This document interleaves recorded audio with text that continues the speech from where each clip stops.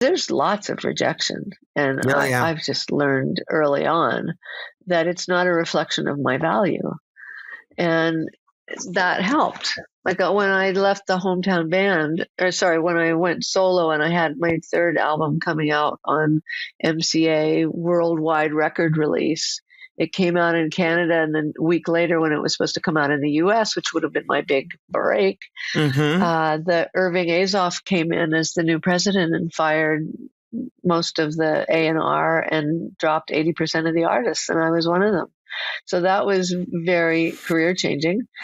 And when I was trying to get another record deal, I kept being rejected. And then I finally realized, well, I don't look like a big money maker. Like I don't dress like the big, like that kind of star. But I knew that people loved my music and that I should continue to do it. And so that was a real corner where I realized that I had to take my value from myself and not by the opportunities that I got. Welcome to the Vocal Lab. I'm Sarah Ramsey, and this show aims to pull back the curtain on the entertainment industry, where veterans give up-and-coming artists some of the information they wish they'd had when they were just starting out. Sort of a music industry primer, if you will. I am here today with Shari Ulrich, who is originally a California girl. She settled on the west coast of Canada in 1970 and soon launched her life in music. A singer-songwriter and multi-instrumentalist, she's been winning hearts across North America with her voice, sublime songs, and onstage charisma ever since. From her time with the legendary Pied Pumpkin to the hometown band and on as a solo artist, her career has resulted in 25 albums to date, including collaborations with Bill Henderson and Roy Forbes in UHF, Barney Bentall and Tom Taylor in BTU, and more recently, the High Bar Gang, a 7+ piece bluegrass band with Barney Bentall and Colin Nairn. Along the way, she's garnered 2 Juno Awards and several nominations, an induction into the BC Entertainment Hall of Fame, and 2014 Canadian Folk Music Award for English Songwriter of the Year.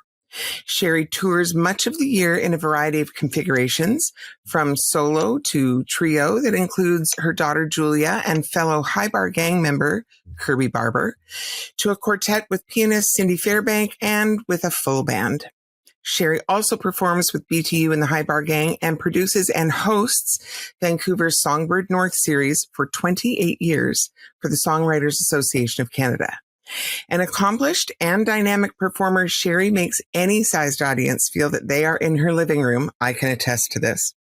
Drawn in by her insightful lyrics and her engaging warmth and humor. So thank you so much, Shari, for joining me today. I'm so happy to be here. I'm in Bragg Creek, Alberta, at Barney Bentall's sister's house, because Barney and Tom and I are in the middle of a tour. Nice. So this is not my bedroom, in case some of you are like really curious what my bedroom looks like. This is not it.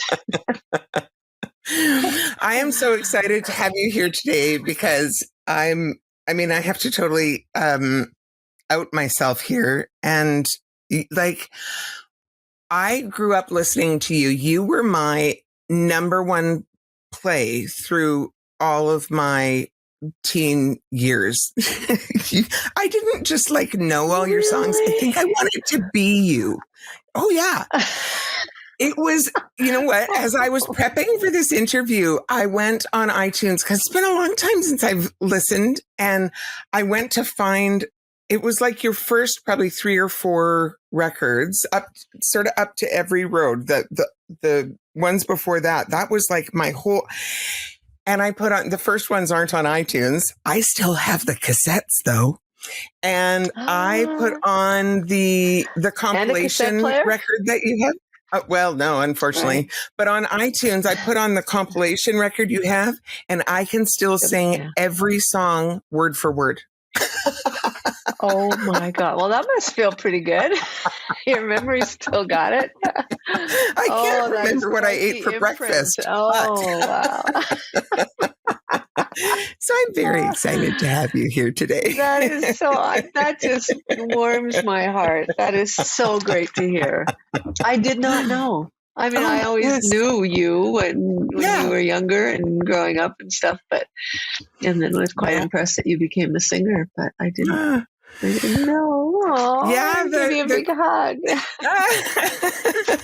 And the crossover goes back a fair way. I mean, my mom sang I think she sang with you at Expo, and she sang Bee Gees on at least some of the stuff on Every Road. I don't know if she sang on any of the other stuff, but at least on that record. Yeah. And and I babysat your daughter, and and I had your brother Julia. On Bluebird. I had Josh Bluebird on North. That's North right. Yeah, He was about 14, maybe. He was very young. Yeah. So, do you want to flesh out your story briefly for our listeners who might be having their first experience with you, and tell us a bit about who you are, your journey in the biz, how you got where you are today? Wow, where to start? Okay. Well, I had always played, I played violin and took violin in grade school. So from grade 4 on till high school, till grade 9. And we had a piano at home. I had a guitar. I loved music. And of course, the Beatles were huge. Joni Mitchell, all the early 70s, late 60s, early 70s bands. And music was so big in my life. My pink clock radio at the head of my bed was just the source of it all. And when I went off to, I ran away to Canada when I was 18. And I took my violin with me, but I was not thinking at all that music was my path. And it was such a part of me. I didn't take that seriously as something to do. But I was certainly in my wandering years of trying to figure out what am I supposed to do? What's my thing? And then once I was in Vancouver for a while, I discovered that music was it, that this was actually something that I had a gift for, that I wasn't starting from scratch. I had an ear, I had good instincts. And so I started teaching myself piano and had my sister's flute with me. So I did play a bit of that. And then I met Rick Scott and Joe Mock, and we formed the Pied Pumpkin, which was the wildest, most fun, spirited group you could ever imagine, with dulcimer and guitar and me on fiddle. I don't think I even played mandolin yet. That was my formative time of learning that playing music is about being really present, being so in the moment, because so much of my role was the icing, which was primarily improvised. So I learned how to just be present, and that had a huge impact on me. Then I was lured away to the hometown band on the first tour as a sideman with Valdi. And Joe Mock had written the song Fear of Flying by then. And we did one song a night as his backup band on that first big tour, 3,000 seat theaters, 2 shows a night all across the country. Very heady time. And that song was Flying that I sang. So it was that song really that created an opportunity for me to have a career. And that opportunity with Valdi to have that access to a Canadian audience to that degree. So we decided to make the hometown band be a band. We had a record deal with A&M. We made 2 records. And the end of the second album, which the record company rejected, as they often did in those days, saying, "We don't hear a hit." I decided, okay, now's my chance. I got to write a song, damn it. So I wrote a song called Feel Good on the dulcimer, and it was a successful single. So that really affirmed for me that I should be a songwriter. And then the band dissolved, and it was a logical step for me to go solo. So I started writing. My first 3 albums were my first 30 songs. Like I've always been a very goal-oriented writer. Like I write a song to go out into the world. I don't write 8 songs and pick 4 of them to go out in the world. That's not something I'm proud of necessarily, but I'm fascinated by that because, some people really talk about writing, that you have to write so prolifically and then pare down, as opposed to Yeah. And I do know you're not the only one. I know a couple of people who don't write that way. They write very goal oriented. It is, they write what goes out into the world and they don't write a lot of extra. Yeah. And I think there's maybe 4 or 5 songs that I have not recorded because they just didn't quite make it for me.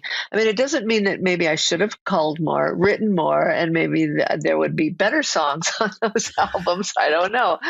But that's just the way I roll. I don't come to writing easily. I'm not somebody who just has, started with poetry as a teenager and was just always driven to communicate that way. And there's so much else that goes on in having a career in music, so much that pulls you every single day to feed and push and organize and all of that it's very easy for songwriting to come last. So it comes to me when I have to do it, when I know that I can't sustain my career without putting out another album of music. But when I do get to that place, and then I can get to that creative place. I know how to do that, where I just shut out everything else and I do what Elizabeth Gilbert says, show up and it will come. And I start showing up and it comes, and I love the process once I'm into it. That's a pretty fantastic skill to be able to be so specific about it, to be able to know that you have that relationship with your creativity, that when you show up, it also shows up for you, I don't have faith in that all the time until I finally show up and it starts to come. As before that, I always think, what if it doesn't? This is so hard. This is too hard. But it always does. It's just not that interim period between, okay, I know I have to do this now, and when it does finally come is really painful. I hate that part, but I do have faith that it's going to come. Yeah. So here on the Vocal Lab, the goal is to sort of shine a light into the industry through the lens of what I know now that I wish I'd known then. Oh. So with that in mind, if you were starting your career all over again, what, if anything, would you do differently? Wow. My first thought is, I don't know that I would have done anything differently, but the reality is I am not a worldwide success. I don't know that I made any poor choices. I'd love to know if other people think that I did. I didn't, I had opportunities and I took them. Maybe I didn't work hard to get other opportunities, but I definitely have come to a place where I am a firm believer that big time fame is not fun. I mean, there's fun parts to it. The money's probably great. You get special treatment. But I think there's so many aspects to it where it's really hard to have a normal life. It's hard to have normal interactions with people. I mean, we know what it feels like if you meet somebody that you just, oh my God, it's that person. And you get incredibly nervous and churned up, and you might try and say something to them. It's not a pleasant feeling. So to be on the receiving end of that, where you'd love to just have a normal conversation with a stranger, that's a big loss, I think. And I wouldn't want to being lose able that. to trust any relationships when you're at that level of fame. Yeah. It's fraught with a lot of stuff that is not fun. And I don't say that as a way to feel okay about not being massively famous. I think it's a real thing. But I have just the right amount where a stranger will come up and say, I love you. Like, how great is that? And really, truly. And be able to share, what the music has meant to them. And feel comfortable doing it, not feel they're just right there in front of me. I love those exchanges. I've never not been okay financially through music. so I feel like I just have, and I have enough of a name that I can phone up presenters, and I don't have to send them a bunch of demos to try and explain what I do. I mean, they know who I am, they know what I do. So that has made it a very smooth and enjoyable life.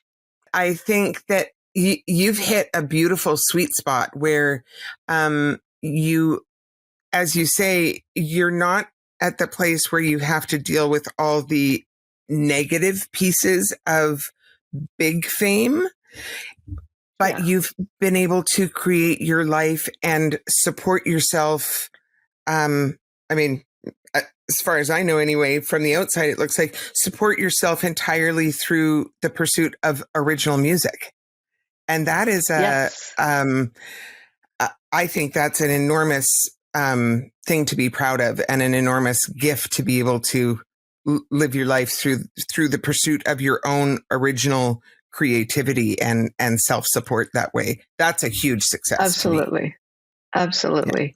Yeah. But of course, we all have a relative, it doesn't matter where we are, we always have a relative sense of, oh, I should be doing better, I should be working harder. There's a lot of shoulds.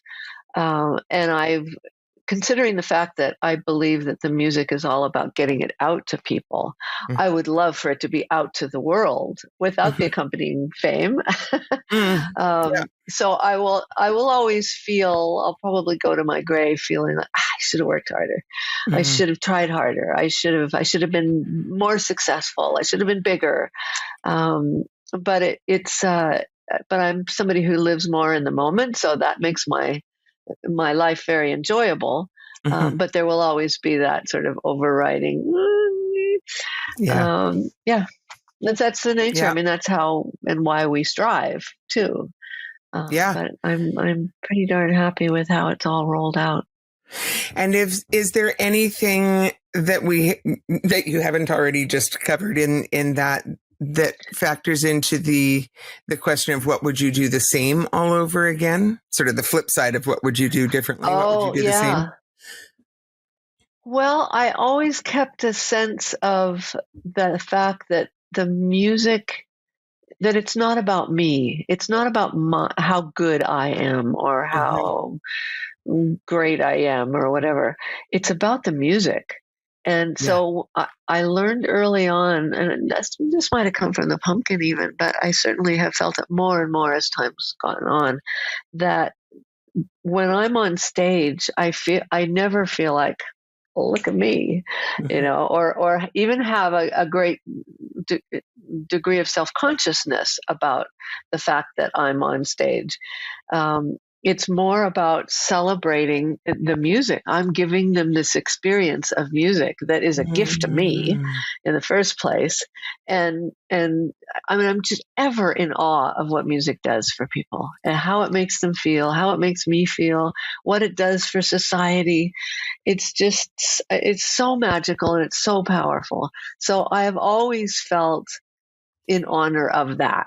I have felt like that is the thing to bear in mind. And doing so also makes it a lot easier to be comfortable on stage. And that was the thing that I learned early on too, was because in the hometown band era, I was really uncomfortable on stage because really, like I was always comfortable playing, but it's a weird, like performing is a weird thing to do. It is. Like you're doing this thing that you're making music, which you love doing and you love the music, and people are watching you do it. Like it's just, it's almost impossible not to, I don't get nervous, but it's impossible not to be anxious about that and have little voices going, how do I look? How do I sound? What do they think of me? Have all that noise going on. So I was in the hometown band when I was fronting a band too.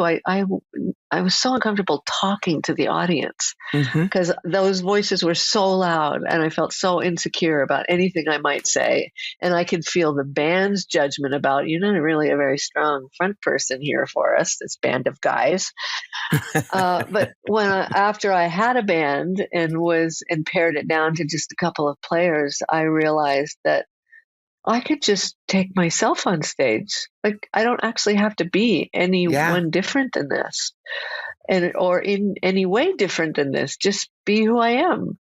And it was life-changing. It just makes performing so fun because there's just no room for those voices. You're just being yourself like you would in any other situation with a little bit more finesse with an instrument. But yeah.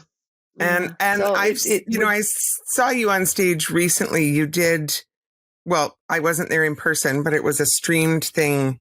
It was a shared concert with you and Jane Mortefi.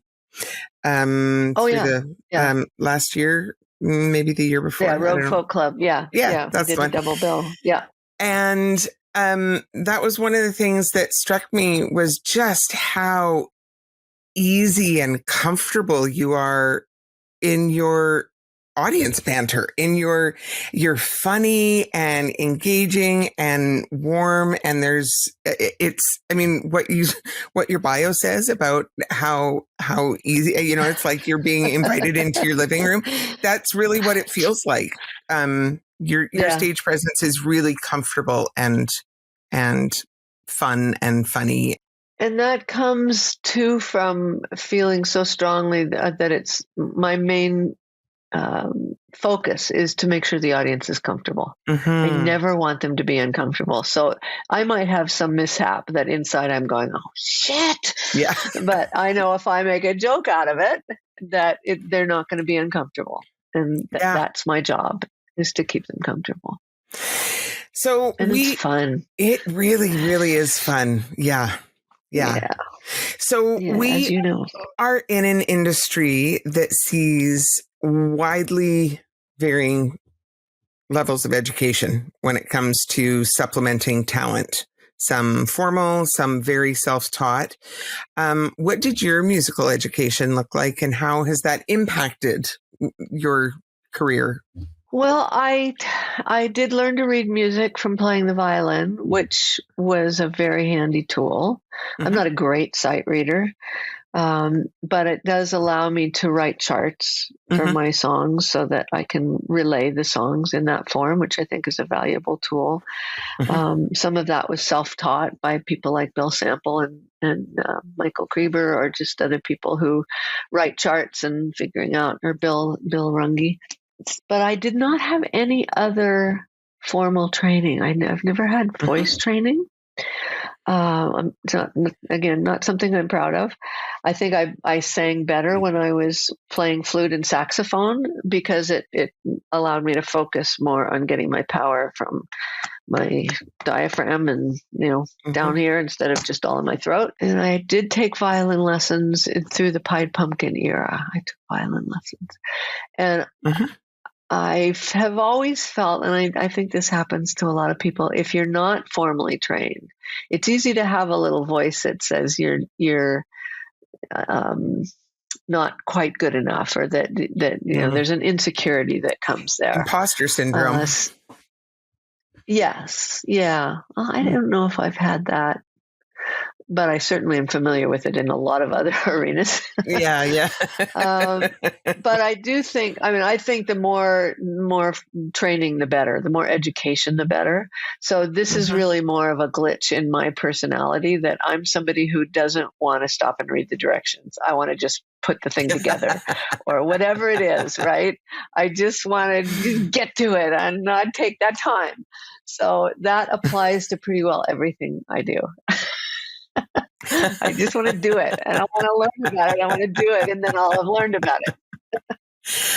I don't think that, don't get me wrong. I think music education is super valuable, and I certainly was, I feel like that was a blessing in my life that I had lots of music education, and partly just growing up in the family that I did. And then I did go to school, up at CAP, and did a bunch. I didn't quite finish, but I did a bunch of my jazz degree and all of that. So I do have a fair bit of education. However, I also really recognize that in the field of contemporary music, pop, rock, folk, that those genres, it's different than if you're trying to work in like musical theater or opera or classical music just as a whole. Jazz can really go either way, but there are some fields where you really, really have to have a formal education because you have to be able to read to do your job. Yeah. And there are some fields where if you are someone who is naturally gifted and have a great ear and you pick up a lot of stuff by ear, the formal education isn't necessarily so required. And so I don't know that I see that as a negative thing. It's just a thing. Yeah. And it's not a hindrance either. It's a bonus if you have it. I think the only time that it can get in the way is with classical players if they've never played by ear, if they've only ever read music, then I think that kind of education can be a bit of a hindrance, although they might not feel it as such if they're never in that situation but I think of music as more about it being more fluid. And I mean, other than writing a song and having lyrics and having structure to a song, the performance of it can be quite fluid and arrangement can be all over the place and give it different colors, etc. But I think those are the only situations where a very highly trained person who's never done any improvising would be really intimidated by it and kind of miss out on that part of the experience. But otherwise, there's so many examples. Joni Mitchell is one of them, who has no way of analyzing what she does. She just does it. And I have noticed when I first started writing, for instance, on piano, and I hadn't had any formal training on piano and I had grown up with one. So I'd listen to my sister's lessons and then I'd go and remember what she played by ear. But a lot of it was happy accidents. I just put my hands on the keyboard, and if it sounded good, that combination of fingers, then I'd remember where they went and so I could repeat it. And I think that my songwriting had a bit more adventurous flair because of that.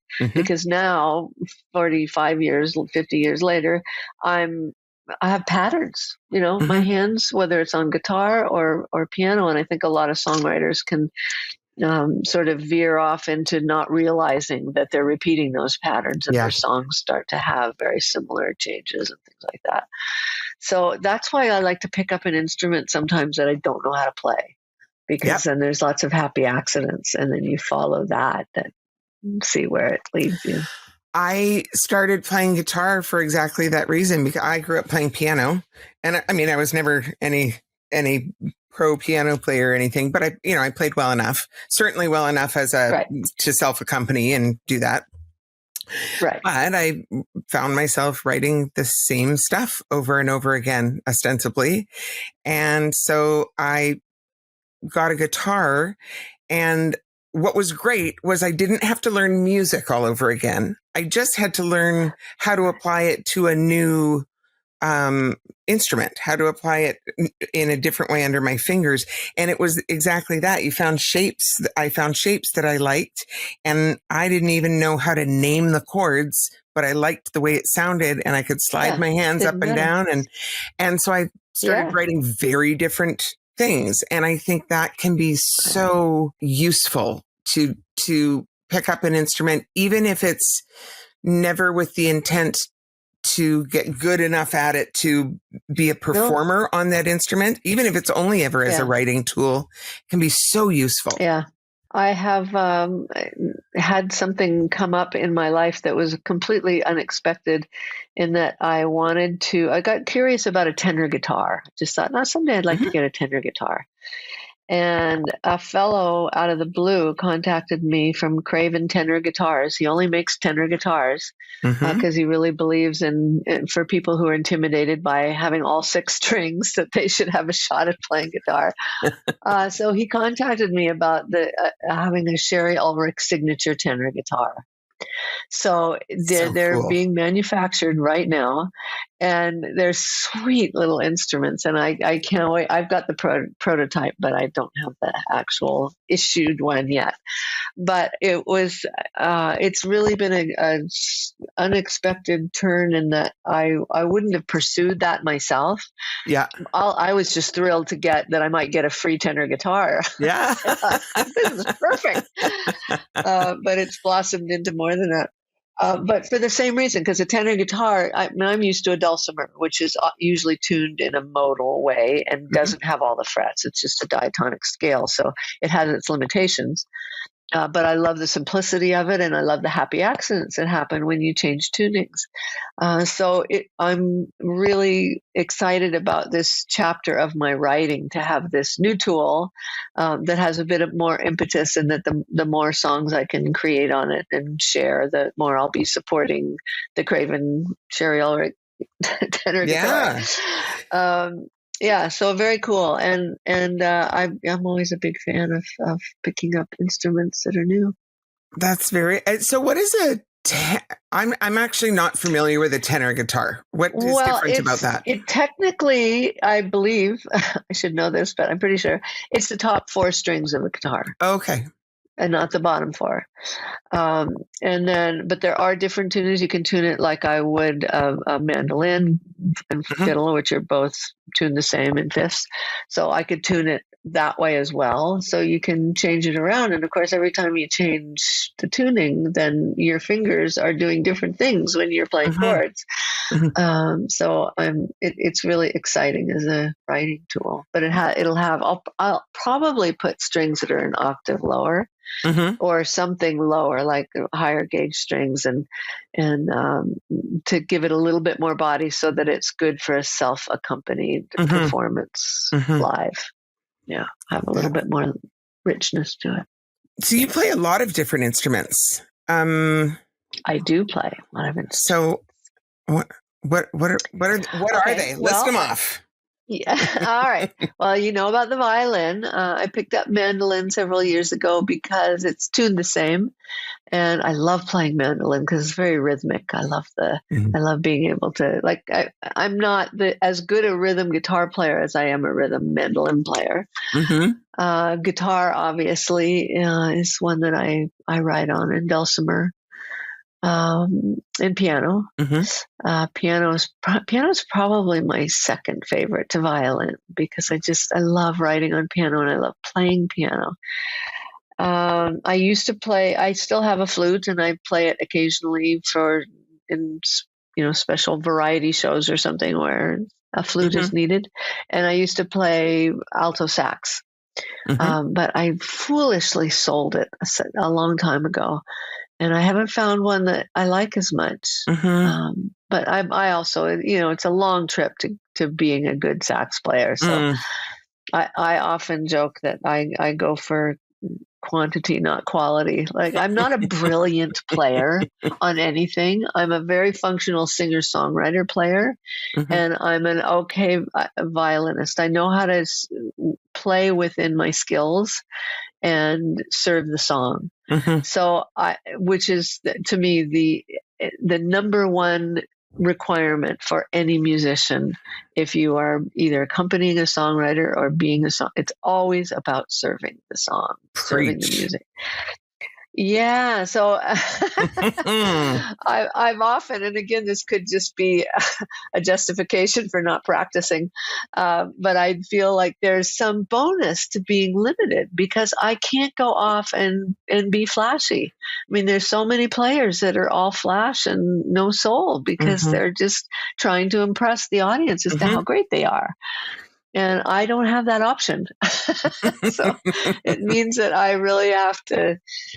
just have to play within my skill set and serve the song. So, I'm playing with Barney and Tom right now. So I play violin and mandolin and guitar and piano, but with them, accompanying them. I mean, this is why I've had a career with trios of other songwriters whose work I love, whose songs I love, because then I get to have that part of me and serve them in that way, which it's such an honor to do, and to harmonize. 3-part harmony, as you know, is just the greatest. So I'm in the thick of that right now, where I just like every bit of my consciousness is about just feeding this song something that will make it even more beautiful, and just hold it up like that. I love that. And I haven't picked up any other. Well, there'll be the tenor guitar. Will be the new one that I pick up. That's very cool.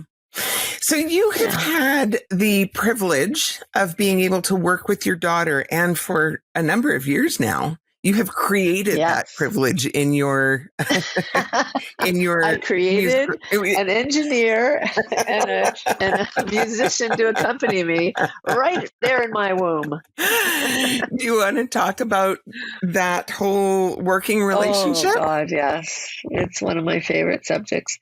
I knew that if I tried to make her be anything, that it would backfire terribly. Mm-hmm. So I wanted her to have all her fingers and toes, and that was basically it, and a brain. And then I just took her with me. I took her with me on the road constantly. Mm-hmm. And so she was always a part of that world. And she started piano when she was 4, and violin when she was 5, and played them until she went off to university. I mean, studied them, like had lessons until she went off to university. Yeah. So she is far more skilled player than I am. And when she was 12, she started playing with me. So she, violin and a little mandolin. I thought mandolin might have come later, a little bit of guitar. She just had the ear. She was born with the ear that I was born with. She never really wanted to be like, I want to be on stage. Like she's like some musicians I know who they just want to play the music, and it's great that people want to hear them, but she's not a showman.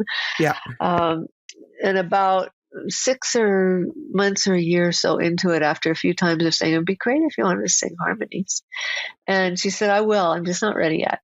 Mm-hmm. And then one day she said, okay, I'm ready. Mm-hmm. And I taught her all the harmony parts, and I never had to remind her of anything. She just nailed them all immediately. Yeah. So she's great as a harmony singer in a group. And yeah.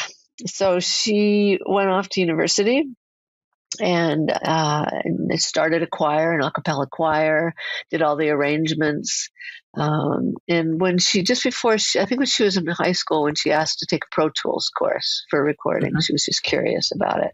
So when she was in university, she did her undergrad in psychology and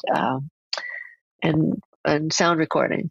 Mm-hmm. And then she decided to go in and get her master's in sound recording, which is where she met her partner, James Perella. So they're both very, very busy engineers. So she's working mostly in film and television as a music editor.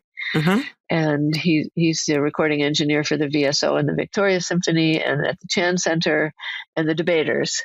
So they're both very busy in their fields, and having just great lives and great time doing it.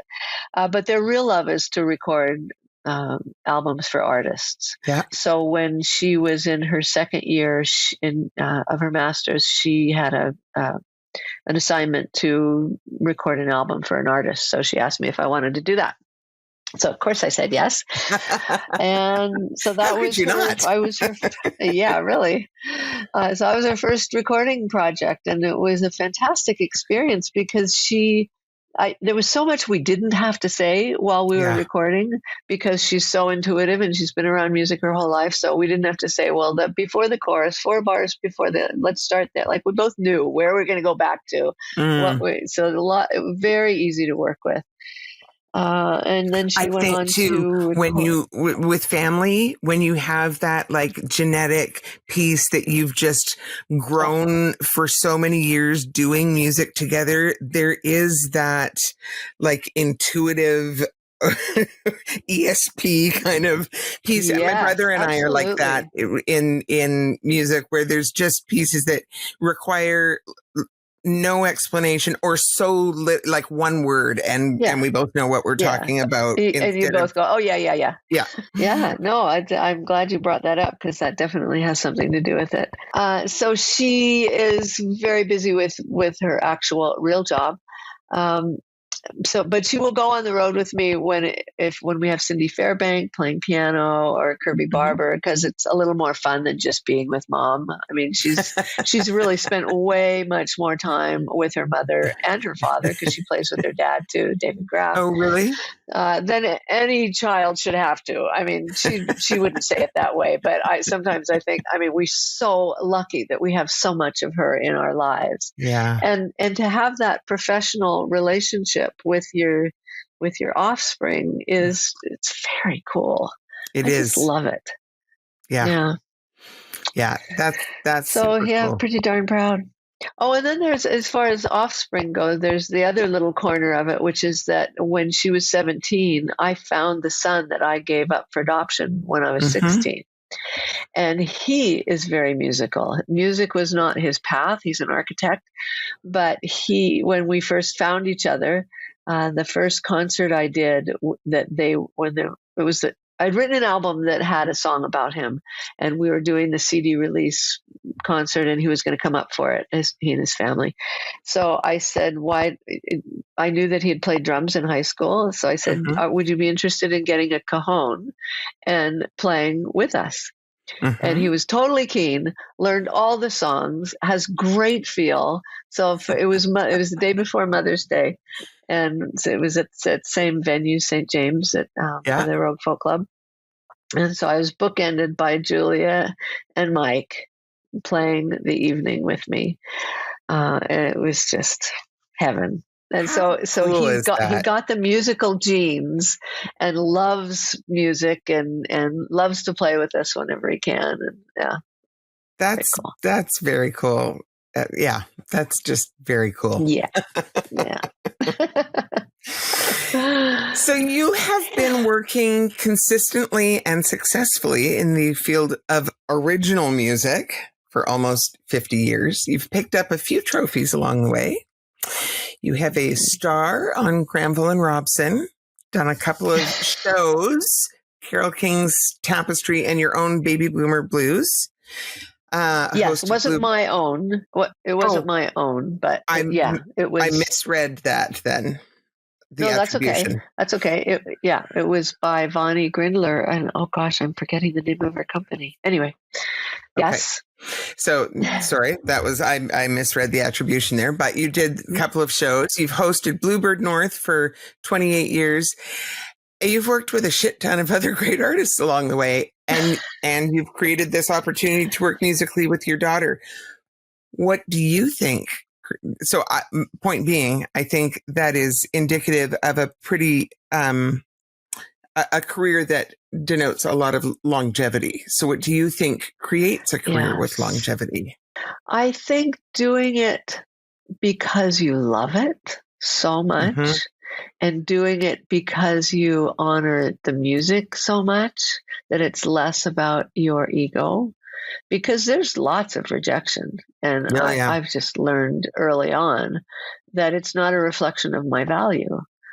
And that helped. Like when I left the hometown band, when I went solo and I had my third album coming out on MCA worldwide record release, it came out in Canada, and then a week later when it was supposed to come out in the U.S., which would have been my big break, the Irving Azoff came in as the new president and fired most of the A&R and dropped 80% of the artists, and I was one of them. So that was very career changing. And when I was trying to get another record deal, I kept being rejected. And then I finally realized, well, I don't look like a big money maker. Like I don't dress like the big, like that kind of star. But I knew that people loved my music and that I should continue to do it. And so that was a real corner where I realized that I had to take my value from myself and not by the opportunities that I got. And that helped, because then it takes the suffering out of it. Or however you might characterize what that feels like. And being able to be as versatile as I've been, so that I can play with other people and be an accompanying musician. as well, and a harmony singer. So it's made such a variety of projects possible. And I also learned to always say yes.